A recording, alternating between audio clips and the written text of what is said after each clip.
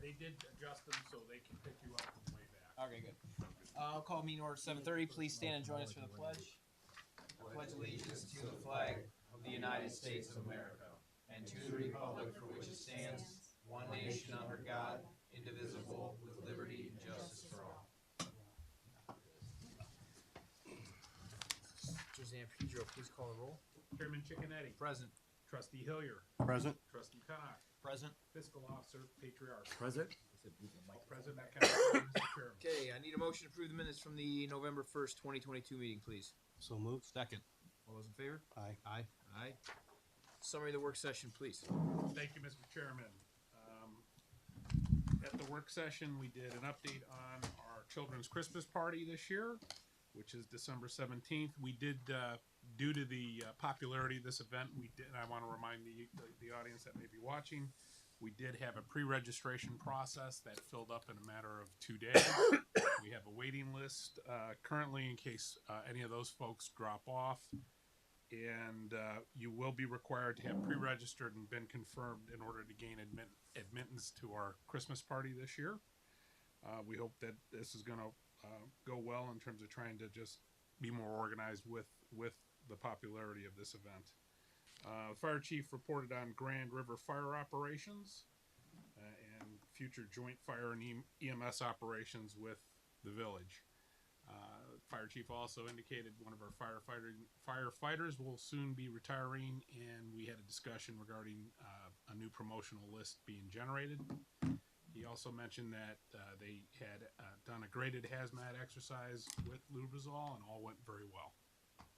Our service director gave the trustees an update on park vandalism that is occurring at 2 of our 3 parks, and we got some thoughts on how to maybe remedy that going forward. And we had a lengthy discussion with the planning and zoning director on casement, Dave Radici. Thank you. I can never say Dave's name. I've known him for 20 years. Was here to help us through that discussion, as well as to talk about Lake Terrace subdivision road issue. And that is the summary for the meeting. Okay, thank you. Any old business from the floor? Any new business from the floor? Lake County Sheriff's Office? Good evening. For the month of October, the Sheriff's Office took care of 1,370 calls for service, 4 being injury accidents, 9 being property damage accidents. We had an arrest for a male for meth out of Cambridge, a male for possession of drugs, and a female at the same time for possession of drugs out of the same stop. An adult male for criminal damaging, adult male for OVI, adult male and female for domestic violence and aggravated menacing out of the same household, adult male for disorderly conduct, an adult female for OVI, and then an adult male for OVI, and then another adult male for OVI and improper handling of a firearm, an adult male for OVI who was involved in a motor vehicle accident, and then 3 other males for OVIs within different areas. An adult male for criminal trespass at Giant Eagle, and then an adult female for domestic violence. 49 alarms, 29 traffic citations, 129 traffic warnings.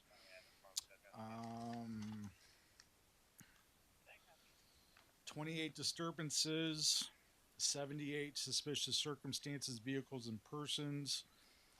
And those are in 30 civil complaints and 28 welfare checks for some of the higher numbers.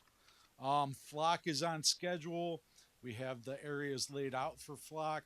We're working with Flock right now and ODOT to get these cameras up. We're hoping by January, because ODOT is changing some rules in their laws. So we actually talked to Governor DeWine himself at Auburn and got that in his ear. So he's working on that, and actually some things came into fruition since then. And then the sheriff is at the Buckeye State Sheriff's Association conference this week with Chief Izzo and Captain Patterson, and he's also bringing it up there because we're not the only sheriff's office having issues with ODOT and flock. So that should be moving forward in January. The contracts don't start until the cameras are up and they're running. So the money does not start until that time. So the money's there, but it doesn't start until then. And then for the Christmas party, I think we talked briefly on the phone, but deputy present. Yes, we would like Okay. deputy. So deputy present and pending on the date. I'm trying to remember if I'm on duty that day or not. I might be out of town for something. Hopefully having the horses there with some Christmas attire, and that will be on our dime Very cool. for the festivities. Great, thank you. All right. Question for you. Yes. So on the flock cameras, reading social media and other people saying things, so that some of it differs from what we're told. Can you go into the flock cameras, what it records, how it operates, Sure. and give better So, detail? so the flock cameras don't record any motion. They take pictures. So when a vehicle goes by the camera or vehicles, it takes a photograph of the vehicle. And if it hits the plate, which most of them do hit the plate because they position them that way, it takes a photograph of the make, the model, the color, and then the plate.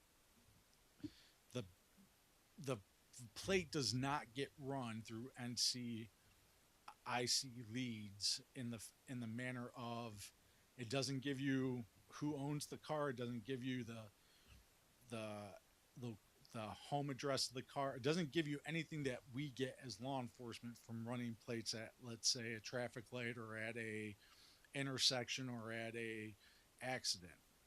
We get far more from running plates than these cameras do. The only thing these cameras do is once they take a photograph of that plate, and that plate is recorded in NCIC as either a missing person, a stolen car, or something other kind of hazard that law enforcement's looking for it, or that people are out for the welfare of that person, do we get a notification?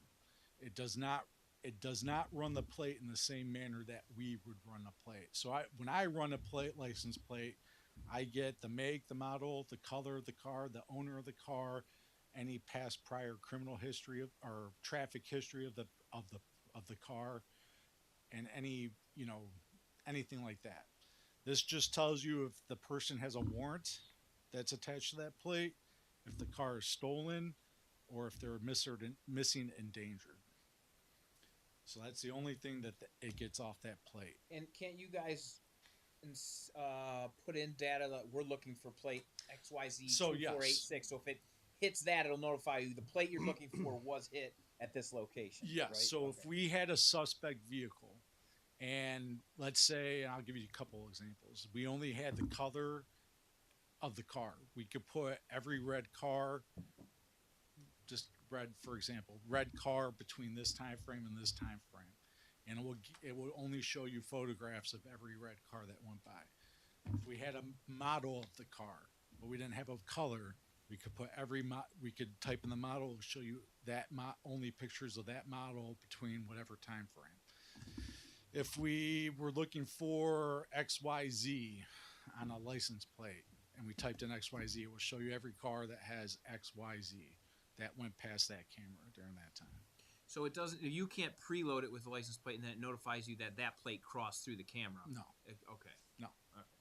So you're searching. It's not a notification. You actually have to search the data. It doesn't notify you if a license The only plate. thing that it will give us a chime, or it will give us notification if a car enters the area or is leaving the area that's reported stolen, has a warrant, or like missing endangered.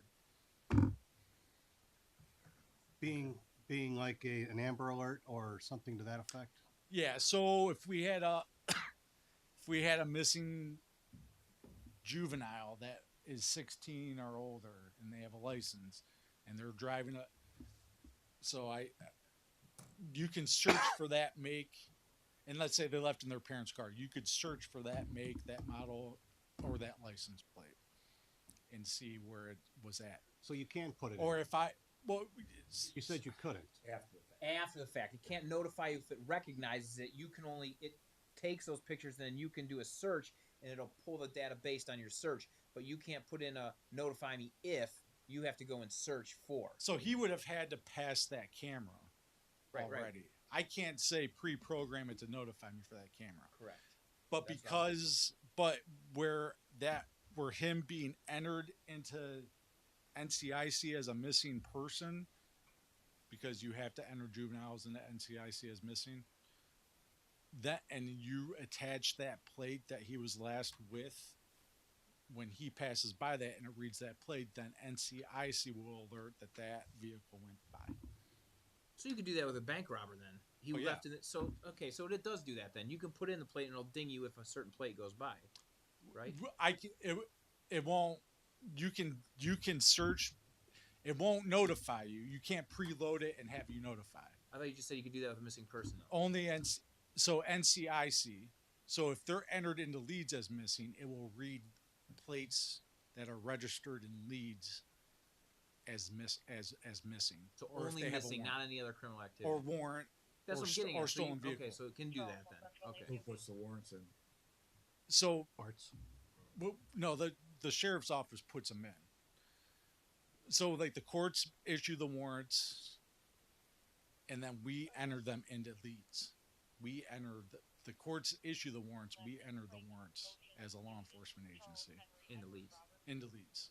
Yes, and we enter the stolen vehicles. Okay. So NCIC is their own database. So like CIC, I'm sorry to interrupt you, but you keep saying- it's the national, National Criminal. Investigation service, I think. Right? Yeah, something along those lines. I'll have to look up the name. So it's like Ohio. It's like Ohio Leads, but NCIC is the database throughout the United States that when you enter in somebody with a warrant or missing or a stolen vehicle, they manage that database. NCIC does. So if that car passes by and the camera will recognize that, it'll notify them that vehicle went by at this point in time and send you a picture. Correct. Right, okay. Notify who?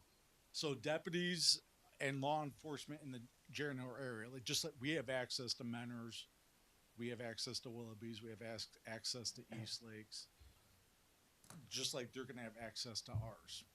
So if something happens in our area and they took Route 2 or Route 90 as a getaway and they got off somewhere at Menor or Willoughby, and we put in the data, hey, we're looking for this car, we can see every camera that it hit. So if they got off at 6:15, then we know they're in the Menor area somewhere. But we have access to almost everybody in the state of Ohio, if not more, in the nation. It's up to these people to make their cameras available or not. And again, it's the three So that you stated. if they ended up going 90 eastbound into Pennsylvania, and let's say Erie, PA, or Pennsylvania State Police had these up somewhere, we would get a hit that they got hit somewhere in the PA area, so we know what general area that they're in. And vice versa.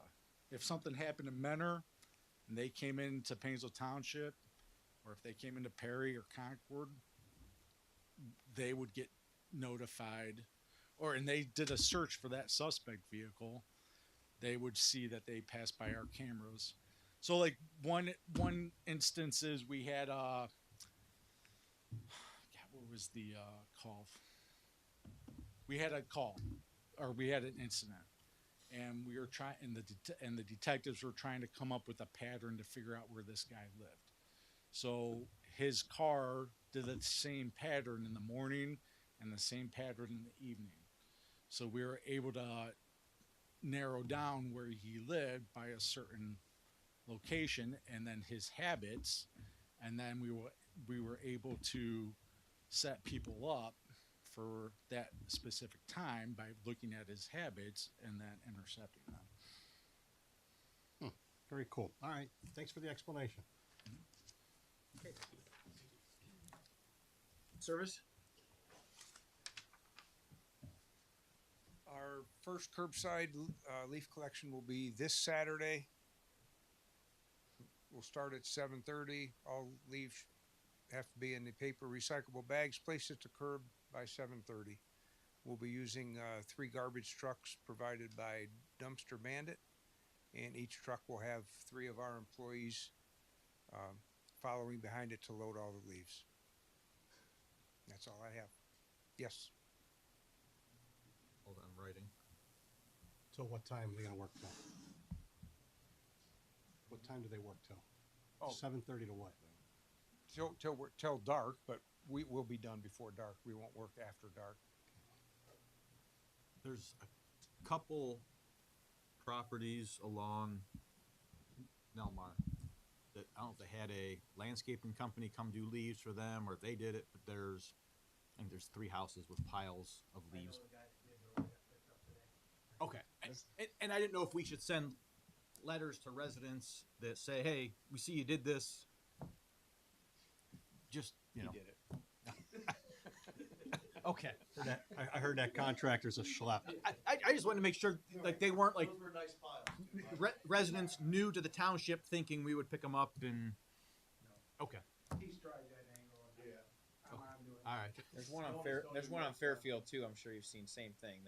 They push them off to the edge of the road. But Just again, too, a reminder for anyone watching, if for some reason we have a snow event and we're not able to get to the leaves, to leave them at the curb, and the department will get to them as soon as they can. fire. Nothing to add, Mr. Chairman. Legal. Nothing to report. Administrator. I want to, this is likely my last regular trustee meeting.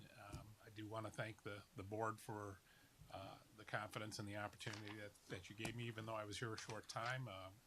I've learned that the township's a wonderful community and with a truly hardworking and dedicated staff, all the way from our department heads down to our service employees and our firemen. So it's been a privilege to have been here, and I am wholeheartedly behind your choice of Ms. Bartone coming here and becoming the new administrator. She's going to do a great job. Thank you. Thank you, Tony. Hate to see you go. Fiscal officer. I need a couple resolutions for to certify cleanup costs for the following properties. 2025 Menor Avenue in the amount of $274 and 29 Allen Avenue in the amount of $446. So moved. Second. All those in favor? Aye. Aye. That's all I have today. Okay. And now 2025. Yeah, it doesn't sound right, does it? Menor Avenue. 2025 Menor Avenue. Where's that? Next to Sherwin-Williams. Vacuum repair. Oh, that's 2000s, huh? Aren't they normally 5 digits? No, they're 4. No, Are they? Okay. But I didn't think it went that high that fast. Okay. 19215. Okay, I need a motion, request a resolution to approve payment to Brightly Software, Inc. in the amount of $14,293.13 for zoning software. So moved. Second. All those in favor? Aye. Aye. Aye. I need a motion, request a resolution to approve payment to Phoenix Safety Outfitters in the amount of $3,321 for turnout gear for the fire department. So moved. Second. All those in favor? Aye. Aye. Aye. I need a motion to request a resolution to change the holiday for New Year's Day observance from December 30th, 2022 to January 2nd, 2023. So moved. Second. All those in favor? Aye. Aye. I need a motion to request a resolution reappointing Randy Van Buren to a 5-year term on the Board of Zoning Appeals. Term begins January 1, 2023. So moved. Second. All those in favor? Aye. Aye. Anything else? No, sir. Nothing. Okay, motion adjourned at 7:50. So moved. Second. All those in favor? Aye. Aye.